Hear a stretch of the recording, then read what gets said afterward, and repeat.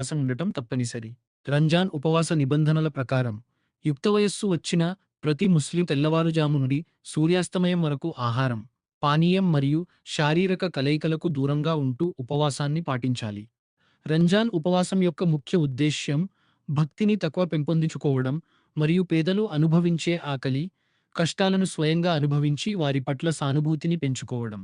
ఇది క్రమశిక్షణను అలవరిస్తుంది, దైవ భక్తిని బలపరుస్తుంది మరియు దేవుని అనుగ్రహాల పట్ల లోతైన అవగాహనను కలిగిస్తుంది.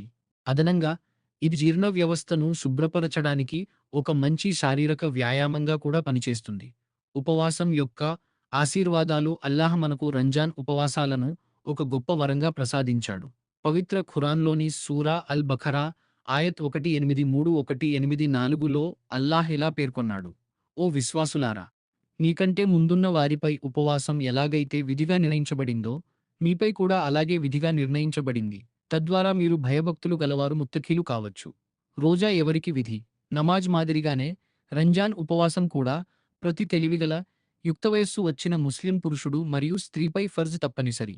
హిజ్రీ శకం 2వ సంవత్సరంలో షాబాన్ నెల 10వ తేదీన ఉపవాసం విధిగా నిర్ణయించబడింది. అచంచలమైన విశ్వాసానికి నిదర్శన తీవ్రమైన ఎండలో దప్పికతో పెదవులు ఎండిపోయినప్పటికీ ఆహారం మరియు నీరు అందుబాటులో ఉన్న ఒక ముస్లిం వాటిని ముట్టుకోడు. ఎందుకంటే ఎవరూ చూడకపోయినా అల్లాహ్ తనను చూస్తున్నాడనే బలమైన నమ్మకం అతనిలో ఉంటుంది. ఈ అచంచలమైన విశ్వాసమే రోజా యొక్క అసలు శక్తి. ఇతర ఆరాధనలు పరులకు కనిపిస్తాయి, కానీ రోజా అనేది కేవలం అల్లాహ్ మరియు బానిస మధ్య ఉండే రహస్య ఆరాధన. ఉపవాసం వల్ల కలిగే ప్రయోజనాలు, ఆరోగ్య ప్రయోజనాలు. హజ్రత్ అలీ రజీ ఉల్లేఖనం ప్రకారం అల్లాహ్ ప్రసన్నం కోసం ఉపవాసం ఉండేవారికి అల్లాహ్ మంచి ఆరోగ్యాన్ని మరియు గొప్ప ప్రతిఫలాన్ని ప్రసాదిస్తాడు. వ్యాధుల నివారణ.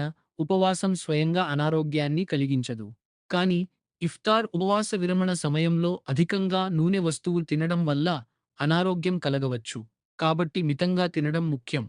ఆధ్యాత్మిక ప్రయోజనాలు. ఇది ఆత్మనిగ్రహాన్ని నేర్పుతుంది, మనిషిని మరింత వినమ్రంగా మరియు ఆలోచనాపరుడిగా మారుస్తుంది. ఉపవాసం గురించి హదీసులు ప్రతిఫలం. ప్రతి పుణ్యకార్యానికి 10 నుండి 700 రెట్లు ప్రతిఫలం ఉంటుంది, కానీ ఉపవాసం నా కోసం, దానికి ప్రతిఫలాన్ని నేనిస్తాను అని అల్లాహ్ సెలవిచ్చాడు. సువాసన. ఉపవాసం ఉన్న వ్యక్తి నోటి నుండి వచ్చే వాసన అల్లాహ్ దృష్టిలో కస్తూరి సువాసన కంటే ప్రియమైనది. డాలు. రోజా ఒక డాలు. ఉపవాసం ఉన్నప్పుడు ఎవరూ అసభ్యంగా మాట్లాడకూడదు, గొడవ పడకూడదు. దురదృష్టవంతుడు ఎవరు? ప్రవక్త ముహమ్మద్ సల్లల్లాహు అలైహి వసల్లం వారు ఇలా పేర్కొన్నారు: రంజాన్ మాసాన్ని పొంది కూడా తన పాపాలను క్షమించుకోనివాడు, తల్లిదండ్రులు ఉండి కూడా వారి సేవ ద్వారా స్వర్గాన్ని పొందలేనివాడు, ప్రవక్త పేరు విన్నప్పుడు దరూద్ చదవనివాడు.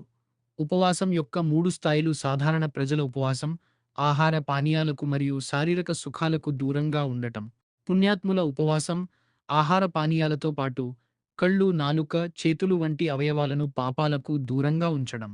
ఆధ్యాత్మిక వేత్తల ఉపవాసం ప్రాపంచిక ఆలోచనలను వదిలి మనసును పూర్తిగా అల్లాహ్ ధ్యానంలో నిమగ్నం చేయడం.